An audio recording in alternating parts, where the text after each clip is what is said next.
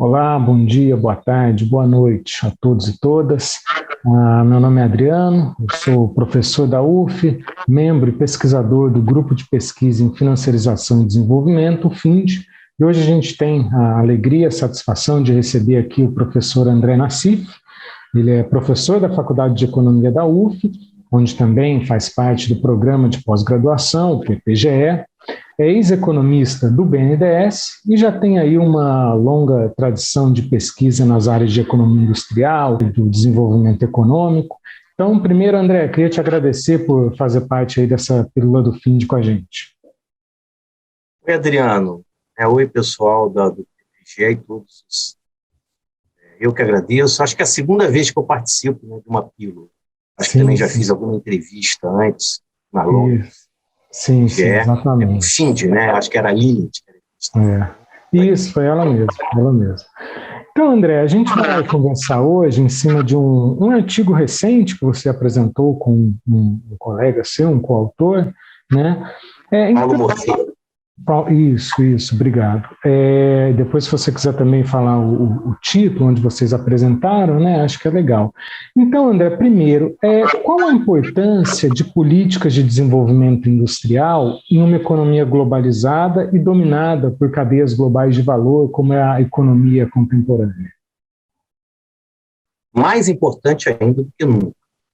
Na verdade, as cadeias globais de valor são um processo que estava, teoricamente, mais ou menos anunciado pelas teorias modernas de comércio internacional. Ou seja, desde que Gruber Lloyd estimou, depois do trabalho clássico, né, do Staffan Lee, de 1961, que, sob a presença de retornos crescentes, diferenciação de produtos, e grandes, empresas competindo no mercado global, à medida que o comércio liberaliza, tende a haver um comércio muito mais intraindustrial, sobretudo entre partícipes desse comércio que tenha mais ou menos o mesmo nível de renda per capita médio, padrões de tecnologia similares, do que o comércio interindustrial regido por vantagem comparativa.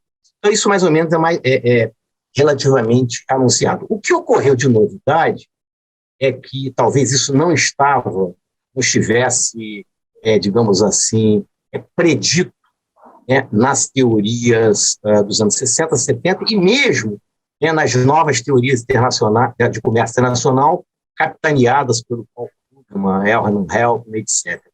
Que é o fato que, à medida que você teve uma confluência a partir dos anos 70, 80, de revolução das telecomunicações com a revolução da internet, barateou o custo da transmissão da informação, ao mesmo tempo, simultaneamente, com a liberalização do comércio global. Ou seja, e essa liberalização ela foi, em parte, unilateral. Muitos países em desenvolvimento decidiram promover a liberalização do comércio, ou seja, eliminar barreiras não tarifárias, reduzir tarifas médias de importação. O caso do Brasil, por exemplo, dos países latino-americanos, foi uma liberalização unilateral, no sentido que foi emanada por vontade política própria. Não foi nenhuma pressão global, como foi o consenso de Washington em relação à liberalização dos capitais, etc.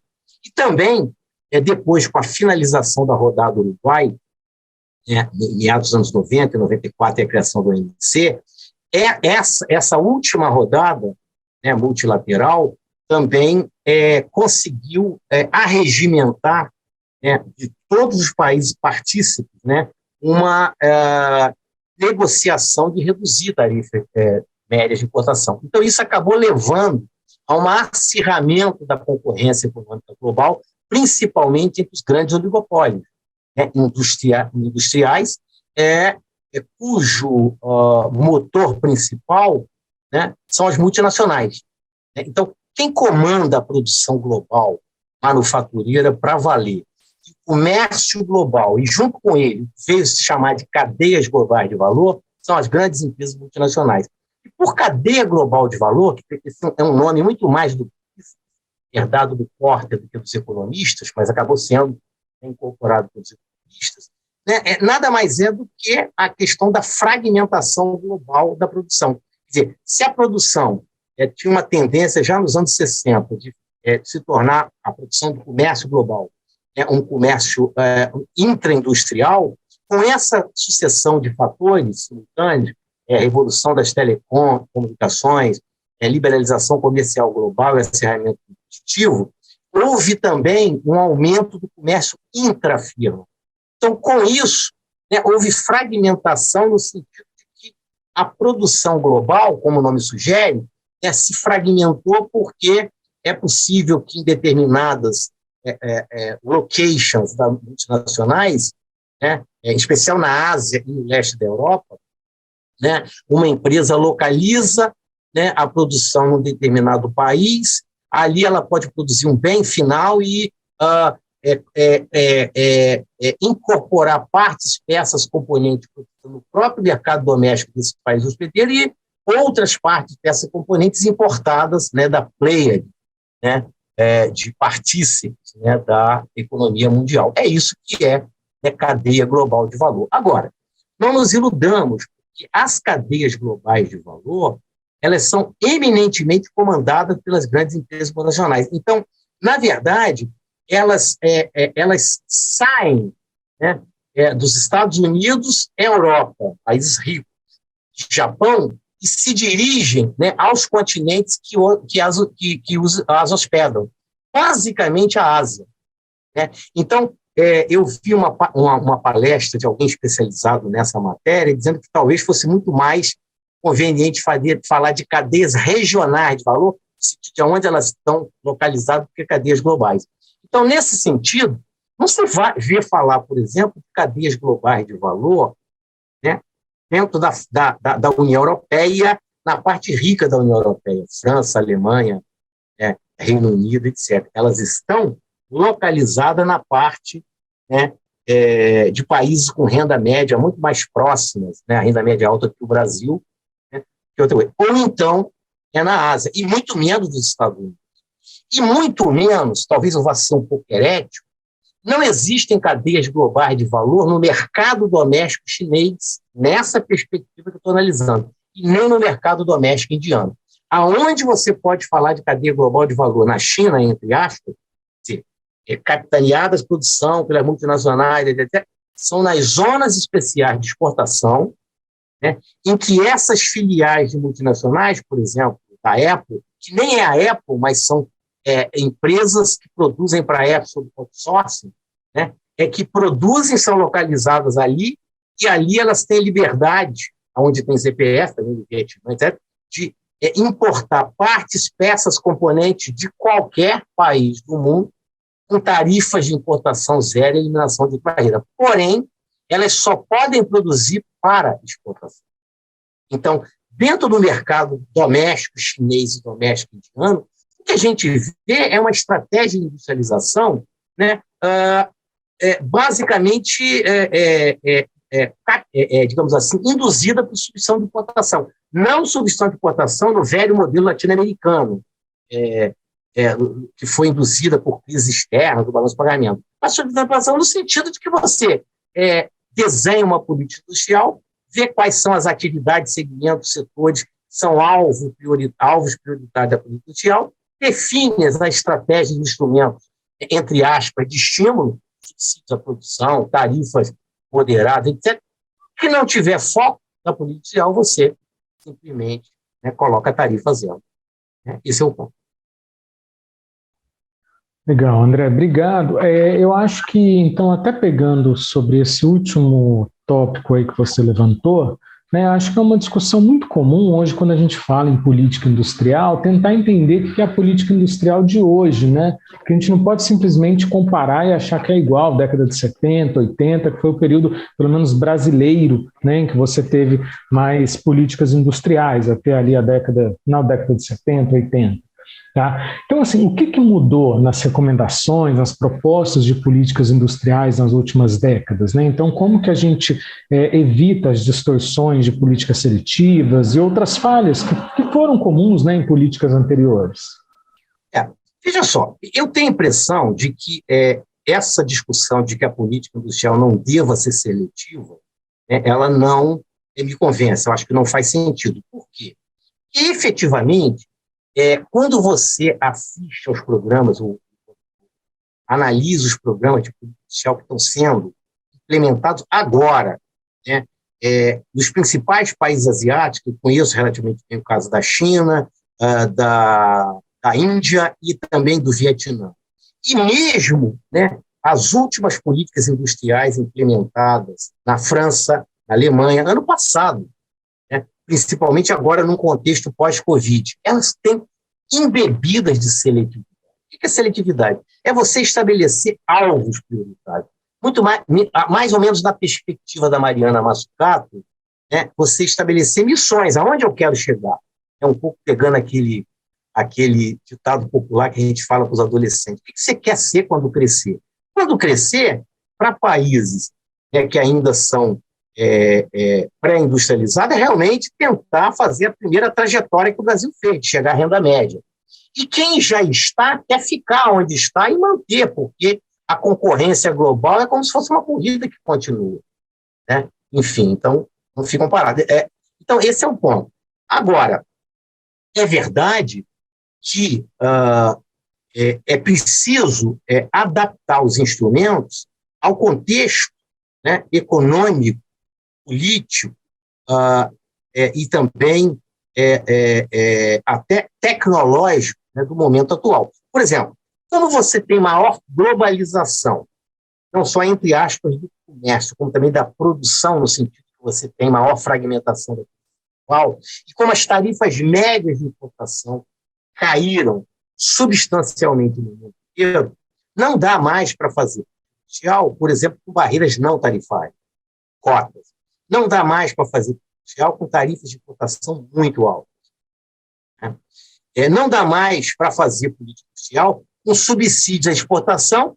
Eu acho que, se fosse permitido, seria ótimo você fazer promoção via isso. Mas não dá, porque a ordem multilateral e as regras da OMC não mais permitem. Mas, primeiro, quando você vai estabelecer os focos prioritários, né, não é verdade que, se alguma atividade ou segmento está dentro do foco prioritário, digamos que o Brasil tem potencial para desenvolver, né, um bom setor de fármacos. Eu não sei porque o Brasil está comendo mosca até agora, né? Enfim, mas qualquer fármaco, não adianta você querer competir com a Índia, não adianta você competir com as grandes farmacêuticas, mas dá para você entrar em nichos onde o resto do mundo não está, que é high-tech. Por exemplo, produção de fármacos e vacinas para combater doenças tropicais. Olha aí a rapidez com que o Butantan conseguiu fazer, né, a produção da vacina da Coronavac. Então, tem espaço. Agora, para isso, né, não é nem esse caso. Qual é o instrumento correto, mais adequado aí? É preciso ter política de compra do Estado, SUS. E por quê, hein? Porque política de compra do Estado ainda é um dos poucos instrumentos, junto com a política de conteúdo nacional, que também virou um Deus dará. Qual o problema disso? Todo país faz. Não pode ser exagerado, como foi o caso recente do Brasil. Ser moderado, vir caso a caso. Mas, no caso da política comportamentais, mais conteúdo nacional, são dos poucos instrumentos ainda aceitos pelo OMC. Então, o Brasil, os países que estão fazendo política social, aproveita ainda o que é permitido, né, porque se tentou fazer uma outra rodada do empacou, né? Talvez, enquanto você tiver esses efeitos da crise nacional, vai empacar, mas em algum momento vai voltar uma outra rodada, e pode ser que, né, digamos assim, o policy space, né, para fazer política social se reduz ainda mais. Então, é preciso aproveitar.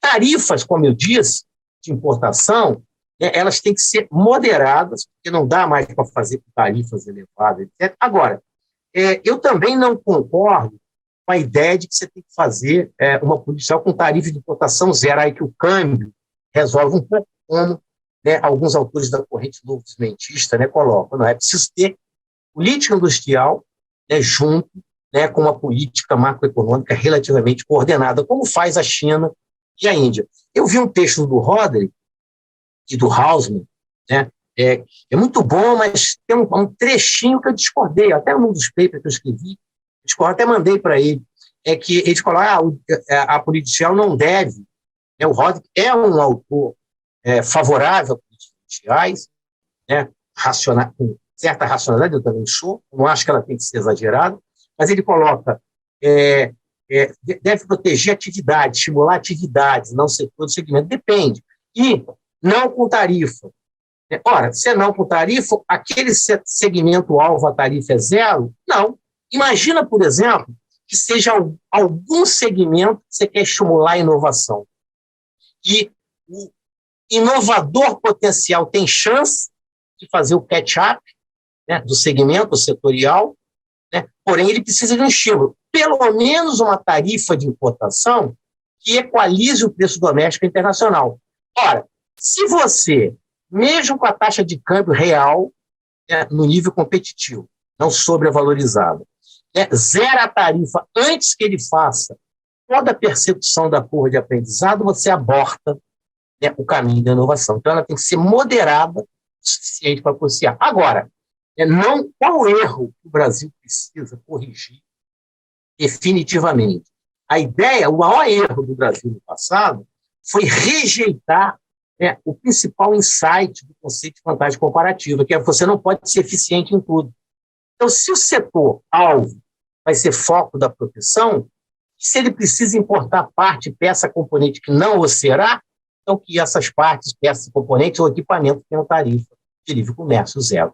E a outra coisa, desculpa, Adriano, falta outra coisa, que isso aí o Brasil não aprendeu, né, que é cobrar performance, né, do segmento empresarial que recebe benefício.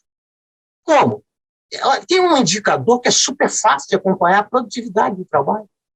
Você tem dados do IBGE, a própria empresa pode dizer, está avançando, não está? Se não está, você ameaça por retirar a produção. Assim faz a Ásia, assim fez a Ásia no passado, o Brasil não fez e continua não fazendo, né? Uma outra crítica que eu faço também, eu acho que é bom aproveitar para terminar, é que aqui nós fizemos uma opção, infelizmente, né, de estratégia de desenvolvimento, isso lá nos anos 50, falta de autonomia tecnológica, ou seja, praticamente grosso da tecnologia aqui no Brasil é de propriedade estrangeira de multinacionais, salvo exceções, Petrobras, Embraer, enfim, Embrapa, enfim, tem exceções, mas são ilhas, né? Então, bom, não dá mais, eu acho que é muito difícil você retroceder e querer voltar, né, e começar tudo de novo. Mas então, que não faça daqui, né, as multinacionais operarem como se aqui fosse a casa da mãe Joana, ou seja, eu acho que deveria ter algum tipo de coordenação, né, dos órgãos governamentais encarregados do desenho da implementação, de tentar estimular algum tipo de transbordamento tecnológico via joint venture, via licenciamento, como faz a China, né, quando permite, a partir do final dos anos 90, a entrada de capital estrangeiro para produzir no mercado interno, que antes não era, mas até hoje sob condicionalidade, né? Enfim, esse é um ponto. É isso aí. Por falta de exemplo também não é, né? A gente tem aí exemplos, tem teoria, tem casos concretos, e falta agora ter, enfim, a vontade, a disposição política em, de fato, buscar um projeto de desenvolvimento, né? Então é isso. Eu tenho a impressão que com a próxima eleição, eleito algum governo de centro-esquerda, ou mesmo de centro, a política industrial vai voltar para o radar. Eu acho que um dos objetivos daquele trabalho que eu fiz com o Paulo Moceiro, que você citou, Industrial Policy in Prematurely Industrialized Economies, Integrating Economic, Social and Environment Goals.